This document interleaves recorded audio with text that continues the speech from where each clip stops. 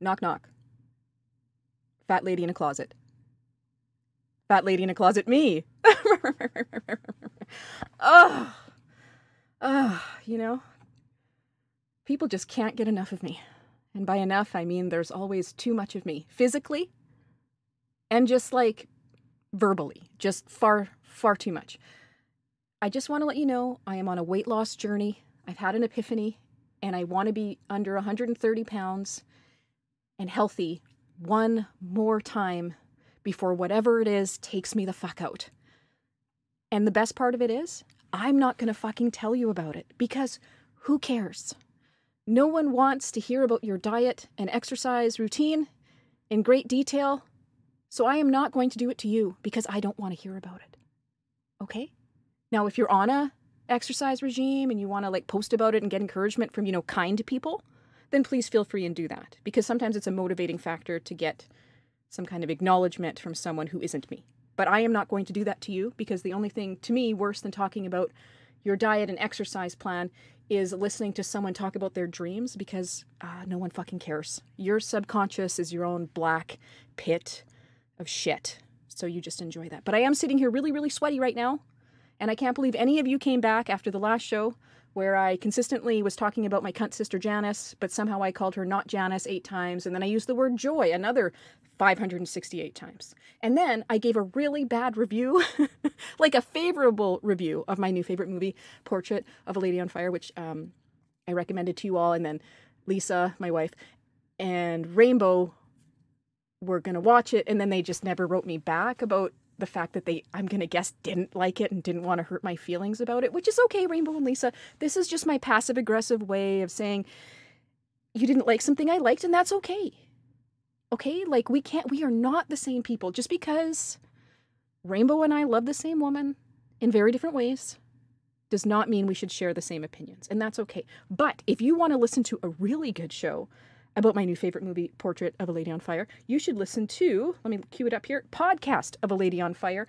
These chicks, they use the word queer. I'm not sure I know what that means on account of how I'm 40, and I'm not sure. Maybe it's like an inclusive, like, umbrella word. I don't really know because I just stopped being racist like 5 minutes ago. And by racist, I mean mocking stereotypes.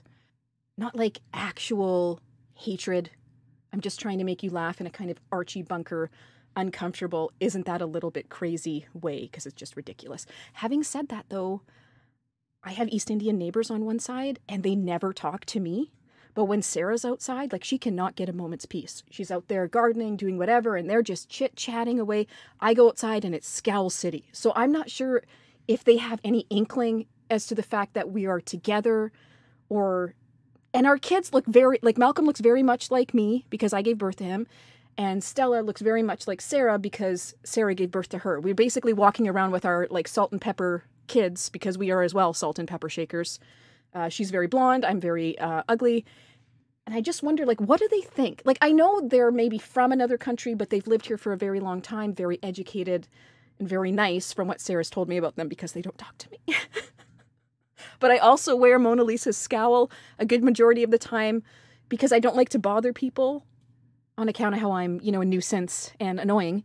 So I try to do them that favor. Like, you're welcome. You don't have to talk to me. That's my gift to you. So I'm just trying to figure out, like, do they know that we are a gay couple? Or do they think perhaps that, like, I'm Sarah's indentured servant and I do all the barbecuing outside? And I felt really bad.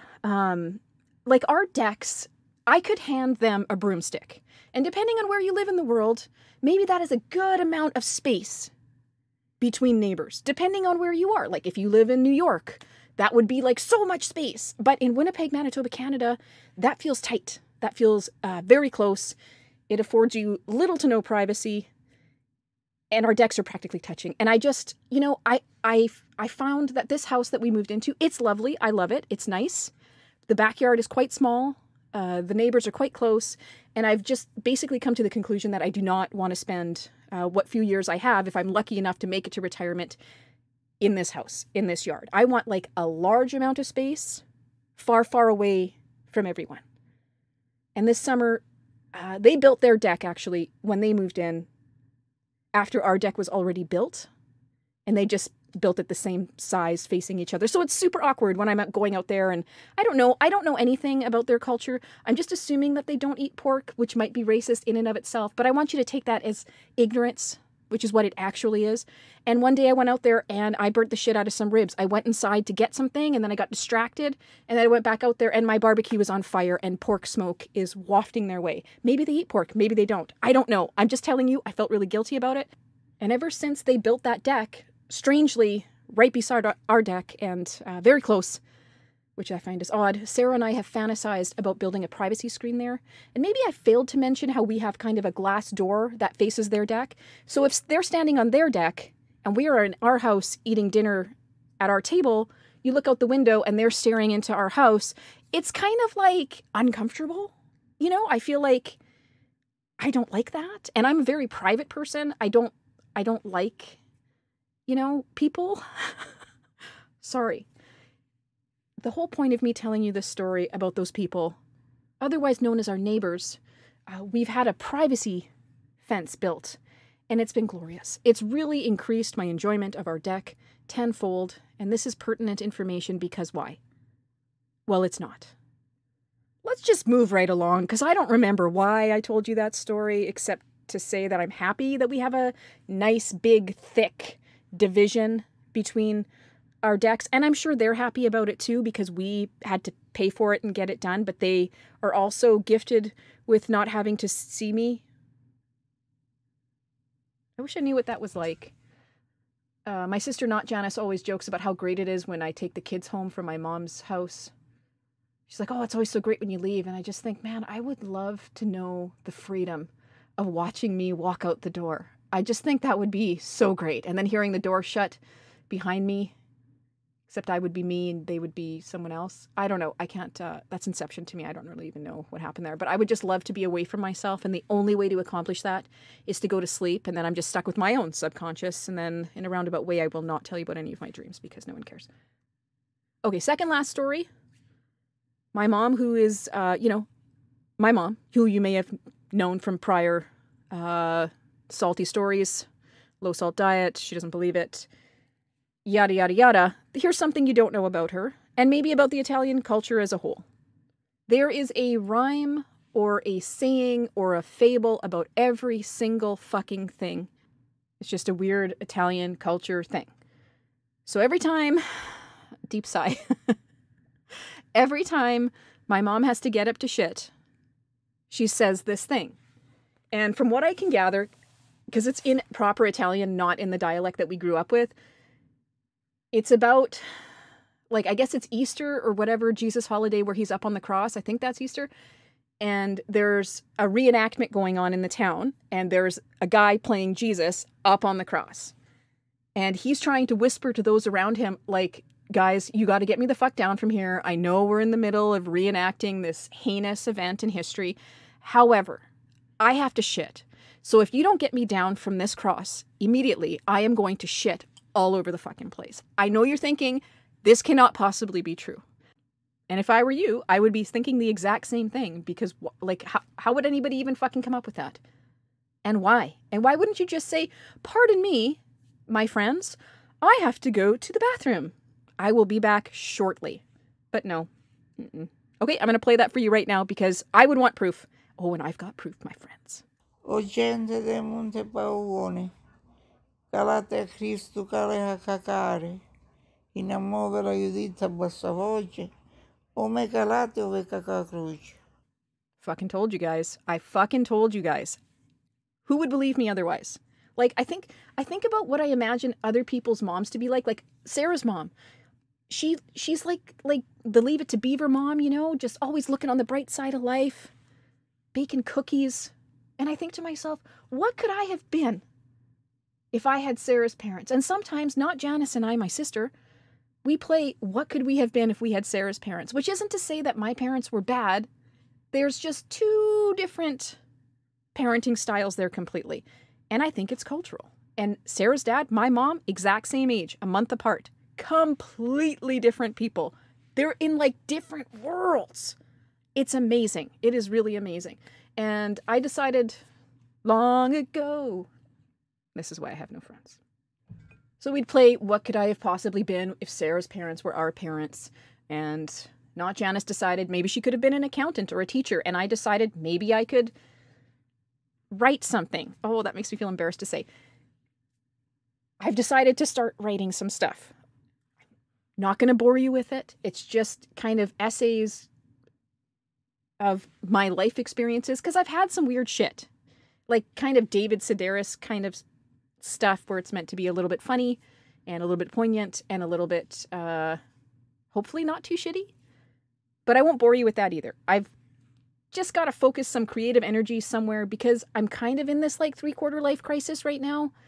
So why not expend that energy in a creative way where I can write things down? Because I used to be, when I was younger, pretty okay at writing.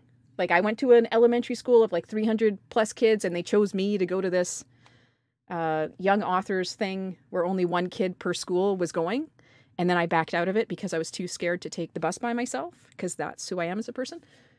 I'm glad I didn't go to that because the girl they sent instead was my friend and they like made you go on a video, like they video recorded you and sent you home with a VHS tape. Like that would have killed me. I would have wanted to melt into the fucking ground. So I'm really glad I didn't go. And who cares about what anyone did in elementary anyway? But the point is, I used to like to write, so I'm going to just try. And if it comes out and it's complete shit, that's okay. It's just as long as I get something out onto a page that'll make me feel good about myself and like I've accomplished something. Even something small. You're never too old to try to do something. That's what I'm trying to tell myself. Like I'm not going to ever like learn the guitar or rollerblade, but maybe I could write something that's like concise and interesting and funny. Oh, that seems like a tall order. If I ever get brave enough, maybe I'll post it, but I highly, highly doubt that. I'm feeling really flushed and like embarrassed just even talking about it. So let's just move right along. If you're not a member of the Change of Address Facebook page, because why would you? I have a special announcement. My best good friend Sugar has been tricked into doing a podcast with me. I cannot tell you how excited I am to try this out. I don't know what that means exactly. I'm not a big fan of like cram a show into like a mold and try to force it into being something. So I think we're just gonna talk and just see what happens. She's so smart and so funny and so quick on her feet and very musical. She's very well informed, especially when it comes to American politics. She is all over Twitter all the time. I'm just feeling very lucky that she's willing to do this with me. It's probably not going to sound super great, but honestly, a lot of podcasts don't sound really great right now because it's not often two people in the same room on account of COVID and we're all going to die. So I'll Skype her. Maybe occasionally she can come over at some point. It seems weird to mix houses and I don't think she's really into that. And I don't want to make her wear a mask in my tiny little closet with me. Although it would like stop the stench, especially right now. I smell like a dumpster fire. Having said that, so look for episodes in this feed that are called Spoonful of Sugar episode blah, blah, blah, because that's what we're going to call the show. I'm really looking forward to doing a show with another human being. And, you know, there's just more energy when you have an exchange of ideas instead of one person creating a monologue of sorts. No, not of sorts, actual monologue, which can be really great. And you must feel so happy to be blessed with that. Okay. Moving right along. All right. Listen to this. Change of address pod@gmail.com. That's where you can reach me. See? I complained about changeofaddress69@gmail.com for 2 years. Finally, I have finally changed it to something that doesn't make me want to cut myself out of my own body. See? Attainable goals, my friends. Attainable goals. So if you need me, reach out there. If you have any questions for the upcoming Spoonful of Sugar episodes, podcast, whatever, you can email me there. You can message me on Facebook, Twitter. I'm on Instagram. Sure. I'll never post anything on Instagram, but I'm there if you need anything. You can leave an iTunes review. Why not? Everybody's got to go to the bathroom sometime. Did you hear my mom's poem? Did you hear it? Yeah. You could set that as a ringtone if you wanted. So basically, the next time you go to the bathroom, hopefully not on a crucifix, You can like look up the show on iTunes and like give it a 5-star rating, and you could write, hey, this doesn't suck that much, or, you know, something nicer. Maybe I've impacted your life with my racism and objectifying women. Maybe, but maybe not. Okay, I'm just going to go cut myself. So if you need anything, change of address pod@gmail.com. And there's a donate button, right? Like, why would you want to do that? This is just a free show in a sea full of fucking celebrities also doing free shows. So it's very difficult to get anyone's attention. Just keep in mind that Dax Shepard does not need your money. And Mark Maron doesn't need your money. And Michelle fucking Obama does not need your money. You know who needs your $2 a month? Or even like $1 a fucking year? Me. Me. I need it. I need it. I'm too cheap to buy running shoes that I need for work, which is somehow your fault. Okay. All right. I got to go. I'm going to quit while I'm far, far behind. Like Michelle Obama. When I started podcasting, it was always like, what's a podcast? And then you have to spend like the next 45 minutes with like a fucking pie chart and like a laser pointer explaining people how to go and get a podcast. And now it's like, everybody has a podcast. Like, when did that happen? Was it Serial that was the catalyst for like, oh, now everyone can have a podcast? It's like, oh, okay, yeah. Like, everyone can. And it's for everyone who like isn't famous or a millionaire. That's what I thought it was. It was like the modern day ham radio, except now it's not. Now there's like this weird slew of like middle-aged white guys who think anyone cares what they have to say about Star Trek. And like Michelle Obama. Those are the bookends for podcasting as it stands on this very day. And I am somewhere in that gray, washed out middle. Just trying to be, man. And this is more for me, for my own posterity, than it is for anything else. But it is nice to see that someone enjoys what you're doing. It does feel good, and it can be like a really quiet landscape where people don't reach out. And I know, because I listen to a lot of shows, and I don't reach out to them because I'm busy, or like I don't want to bother anyone, or I don't want to be rejected, or like not have my email answered. I promise I will answer. And not only will I answer, I will keep it going until we both die. Because as a kid, I was a ghost. I was just kind of like in the periphery. No one could hear anything I said. None of my observations mattered. It was like I didn't exist. So as an adult, if somebody messages me, I want to make sure I completely answer them and they feel heard. So much so that I'm a fucking nuisance and I will just never stop. Ever. I will keep that text stream going until we are both dead, and without exaggeration. So please, just, I'm sorry, but I want to make sure that you know that you're heard and you're cared about and you're needed. Okay? So just reach out. I am just going to run off a fucking cliff. That's a Portrait reference. You know, Portrait of Lady on Fire, my favorite movie. Okay, I gotta go. I will just keep this going until we're both dead. Okay, love you. Thank you so much for listening. Stay tuned for the sugar shows. Ooh, that has a nice little alliteration to it. Sugar shows. I like that. Okay. Thank you, and goodbye.